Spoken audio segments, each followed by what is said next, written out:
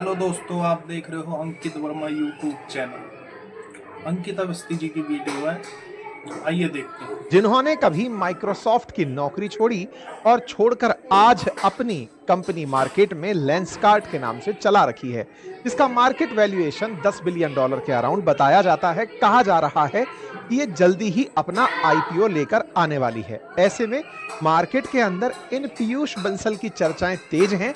अगर आप इन्हें तस्वीर से नहीं पहचानते तो शायद आप शार्क टैंक के अंदर इन्हें एज ए शार्क रिकॉग्नाइज कर जाएं। इनकी कंपनी का नाम लेंसकार्ट है, तो लोगों को चश्मे पहनाती है। लेंसकार्ट के द्वारा देश भर के अंदर चश्मे पहनाने के लिए ही नहीं, देश के बाहर भी चश्मे और आंख चेक कराने के लिए अपने स्टोर्स ओपन किए हुए हैं, जिनकी संख्या अकॉर्डिंग टू देयर वेबसाइट 1400 से ज्यादा है। इसी कारण से सुर्खियों में है कि लेंसकार्ट, जिसकी खुद की वैल्यूएशन $10 बिलियन के आसपास मानी गई है, वो आईपीओ से $1 बिलियन के अराउंड फंड रेज करने का विचार कर रही है। आईपीओ में जाकर फंड रेज करना कंपनीज का अल्टीमेट फंड रेजिंग पॉइंट होता है। ऐसे में आज हम लेंसकार्ट की जर्नी जानेंगे, लेंसकार्ट के साथ साथ पीयूष बंसल की जर्नी जानेंगे, और इस जर्नी को बताने का उद्देश्य ये है कि आप जिन आईपीओज के बारे में इंटरेस्ट ले रहे हैं, उनके फाउंडर्स की जर्नी भी आपको आपके पैसे के निवेश के लिए दिशा देती है। साथ ही साथ आप खुद भी अगर कोई काम कर रहे हैं तो उस काम के प्रति आपके अंदर उत्साह भरती है। इसी क्रोनोलॉजी में लेंसकार्ट की चर्चा। लेंसकार्ट, जो कि आंखों के लिए चश्मे बनाने वाली कंपनी है, जिसके देश भर में बहुत सारे स्टोर्स हैं, जिनकी संख्या अलग अलग जगह अलग अलग बताई गई है। ऐसे में इस कंपनी के हाल ही में draft red herring prospect, that is DRHP papers file करने की खबर आ रही है।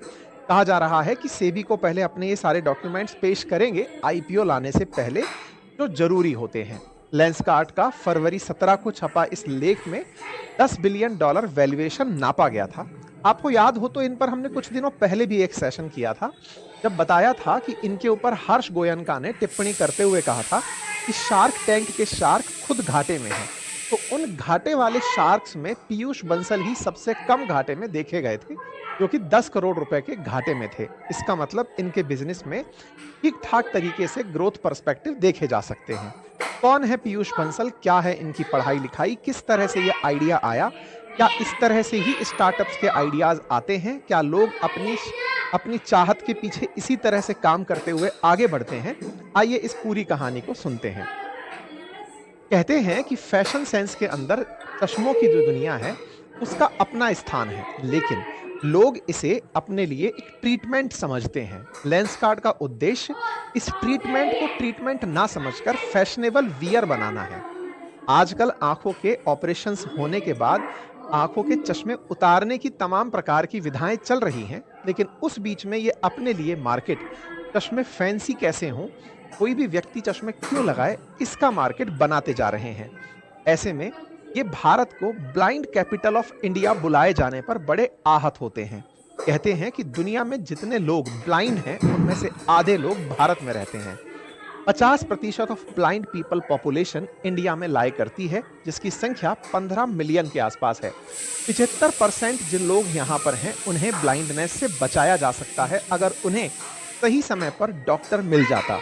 इनका मानना है कि 153 मिलियन भारत के अंदर लोग ऐसे हैं जिनके पास में रीडिंग ग्लासेस अफोर्डेबल नहीं है, अर्थात पढ़ते समय वो ग्लासेस लगाना तो चाहते हैं लेकिन एक्सेस उनके पास नहीं है। हमारे देश में 40,000 आंख के डॉक्टर्स की जरूरत है, लेकिन उनकी संख्या 8,000 के आसपास ही बताई गई है। ये इन्हें अपनी कंपनी के लिए ऑलरेडी पहले से ही पता जो जानकारियां हैं कि हमें किस जगह को हमें टारगेट करना है। पीयूष बंसल, जिनका जन्म दिल्ली में हुआ 26 अप्रैल 1986 को, आपने इनिशियल तैयारी की, अपने दिल्ली से पढ़ाई की। पढ़ाई के बाद में आईआईटी जाने का प्रयास किया। आईआईटी में जब पढ़ाई नहीं कर पाए तो ये इंजीनियरिंग करने कनाडा चले गए। कनाडा में पढ़ाई के साथ साथ काम भी करने लगे। साथ साथ जब काम करने लगे तो इन्होंने अपनी पढ़ाई के साथ साथ काम करते हुए किसी व्यक्ति के लिए कोड लिखने का जॉब तलाश लिया था। कहते हैं कि ये एज ए रिसेप्शनिस्ट काम करना शुरू किए थे कनाडा के अंदर।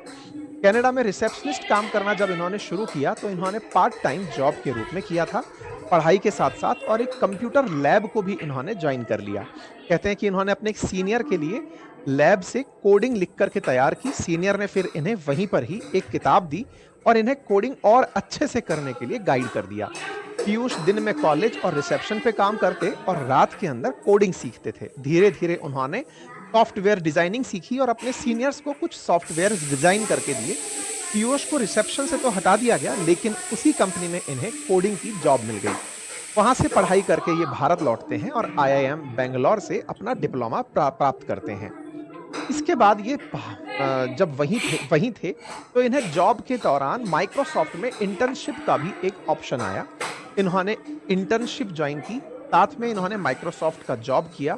माइक्रोसॉफ्ट का जॉब करके इन्होंने जॉब को छोड़कर वापस दिल्ली आने का निर्णय लिया।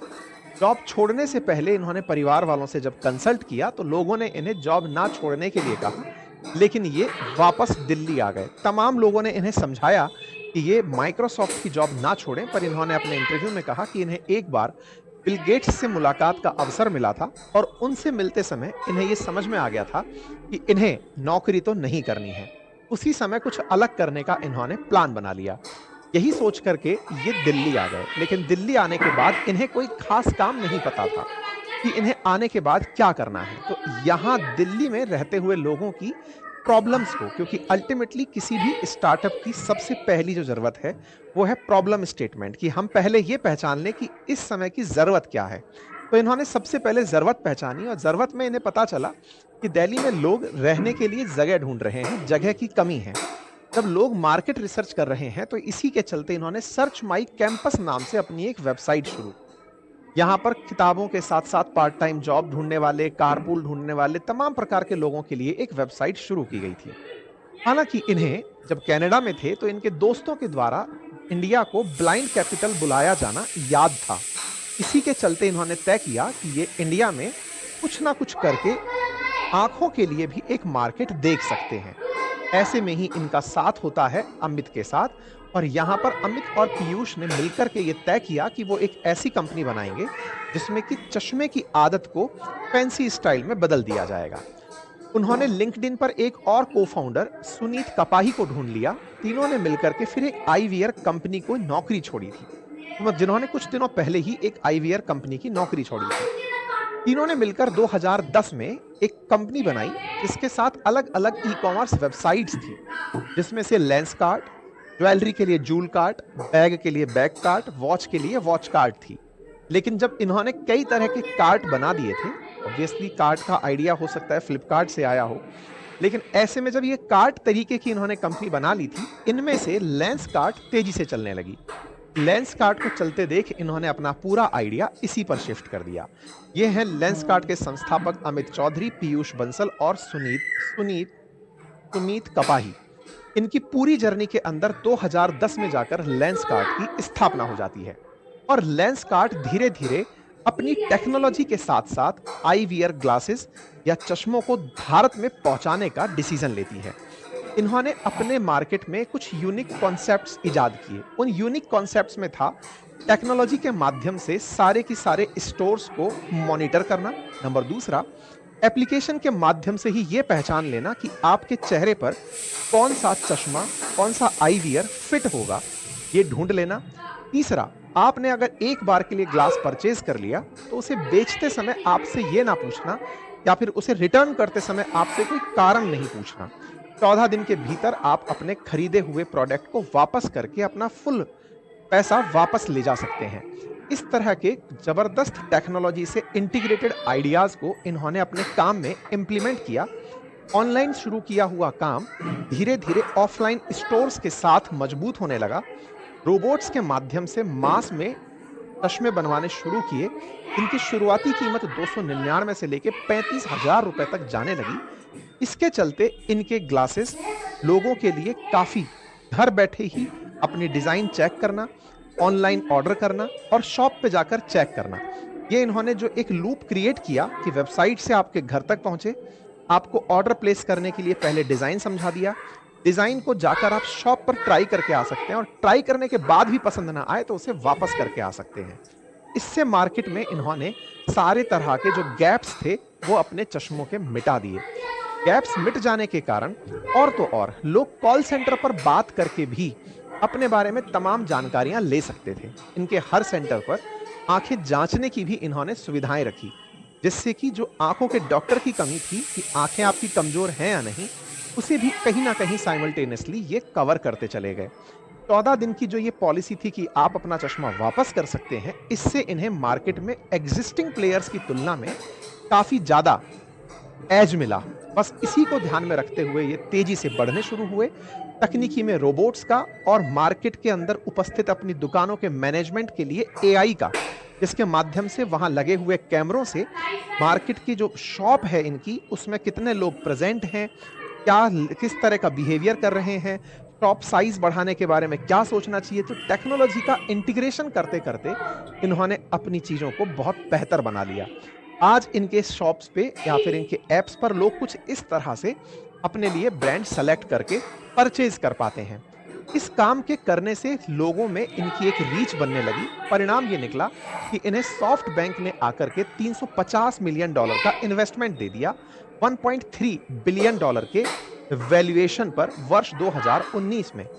2010 से शुरू हुआ ब्रांड 2019 में जब सॉफ्ट बैंक से 1.9 बिलियन की 1.3 बिलियन की वैल्यूएशन पर इन्वेस्टमेंट पाया, तो एक यूनिकॉर्न में शामिल हो गया। इसके बाद में इनके साथ बड़े बड़े ब्रांड्स जुड़ते चले गए, बड़ी बड़ी इन्वेस्टमेंट फर्म्स जुड़ती चली गई और इन्होंने देश के बाहर भी अपने पैर पसारने शुरू कर दिए। आज इनके देश के बाहर काफी जगह स्टोर्स हैं। अपने बारे में ये यही कहते हैं कि हम अफोर्डेबल चश्मे आईवीआर बनाना चाहते हैं, इसे ट्रीटमेंट के साथ साथ स्टाइल सिंबल बनाना चाहते हैं और जहां ज्यादा से ज्यादा लोगों तक ऑप्टिशियन की पहुंच करना चाहते हैं। आज मार्केट में लेंस, ये जो आईवीआर का जो मार्केट है, आंखों पर पहने जाने वाले जो चश्मों का बाजार है, उसका सीएजीआर यानी कि सालाना जो वृद्धि दर है वो 5.26% है, कंपाउंड एनुअल ग्रोथ रेट। ऐसे में भविष्य का जो एनुअल मार्केट है वो $6.24 बिलियन एस्टिमेट किया गया है। अगर आईवीआर का मार्केट बढ़ता है तो इस मार्केट के साथ साथ इनकी भी वैल्यूएशन और इनका भी मार्केट कैप बढ़ता चला जाएगा। इसी के चलते आज मार्केट के अंदर इनके द्वारा जो रेवेन्यू जनरेट किया जा रहा है वो बड़ी मात्रा में है। 2024 में 5,428 करोड़ रुपए का लेंसकार्ट ने रेवेन्यू रिकॉर्ड दर्ज किया था, जो कि सुर्खी बना था। कुछ जगह पर मीडिया कटिंग्स में 5,500 करोड़ रुपए वैल्यू बताया गया था। अभी तक इनके पास में जो बड़े बड़े इन्वेस्टर्स निकल कर आए हैं, उनमें से शुरुआत में सॉफ्ट बैंक, जिसने एक बड़ा हिस्सा लिया था सीरीज जी राउंड के अंदर। ये क्या क्या सीरीज होती है इसके ऊपर भी हम कभी भविष्य में सेशन करेंगे। इनके पास जो दूसरा बड़ा इन्वेस्टर है $500 मिलियन का, वो आबू धाबी इन्वेस्टमेंट अथॉरिटी है। फिलहाल के लिए पीयूष बंसल के पास 3.9% ही इस पूरे लेंसकार्ट के शेयर हैं। साथ ही साथ सॉफ्ट बैंक के पास 13.7, आबू धाबी वाली जो बैंक है उसके पास में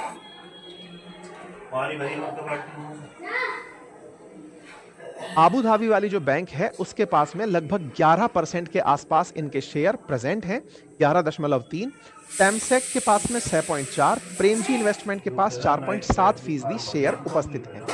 ऐसे में भविष्य के अंदर अगर कोई भी जो इन्वेस्टर है वो अगर बाहर निकलना चाहता है तो उसके लिए जरूरी है कि वो आईपीओ के माध्यम से आए हुए पैसों में अपने हिस्से को बेचकर बाहर निकल पाए।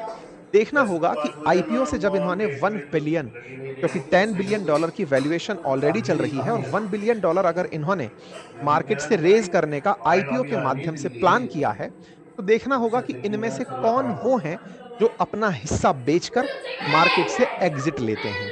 इसका मतलब इसका जब आईपीओ आएगा उस समय लोगों को इसमें काफी गहरी दिलचस्पी होगी, ऐसा माना जाता है। उम्मीद है कि आप सभी साथियों को ये जानकारी पसंद आई हो। अगर जानकारी पसंद आई हो तो साथियों से साझा करें और हमें अपने कमेंट बॉक्स में भी बताएं कि किस तरह के आईपीओज पर आप केस स्टडीज जानना चाहते हैं, क्योंकि अल्टीमेटली आईपीओ में आपका इंटरेस्ट होता है, लेकिन फाउंडर के बारे में आपके पास कितनी जानकारी है, उस प्रोडक्ट के बारे में कितनी जानकारी है। अगर कोई नियर में आपके सामने ऐसी कोई घटना आती हुई प्रतीत हो रही है तो आप हमें कमेंट बॉक्स के अंदर सजेस्ट कर सकते हैं। फिलहाल के लिए इतना ही। बाकी आईपीओ से आप शेयर कैसे परचेज कर सकते हैं, या फिर उन शेयर को बेचकर ट्रेड कैसे कर सकते हैं, या उसमें एज ए इन्वेस्टर कैसे रह सकते हैं, इसके लिए बातें बाजार की पर हमारा fundamental of stock market course already उपलब्ध है, जो कि फिलहाल अपनी पाठशाला की सेकंड एनिवर्सरी के कारण 999 में ऑफर किया जा रहा है बाय यूजिंग कूपन कोड अंकित50। वहीं दूसरी ओर अगर आप म्यूचुअल फंड्स में निवेश करना चाहते हैं तो म्यूचुअल फंड्स के लिए हमने हाल ही में अपना नया बैच लॉन्च किया है, जिसे आप अभी शुरुआती 7 दिनों के लिए इस रविवार तक 999 के अंदर एक्सेस कर सकते हैं अंकित50 कूपन कोड के साथ। आपका प्राइस 1999 सोमवार से हो जाएगा, लेकिन उससे पहले आपके लिए ये प्राइसेस उपलब्ध हैं। अभी जाएं और इन्हें एक्सेस करें। फिलहाल के लिए इतना ही। अपना ख्याल रखें।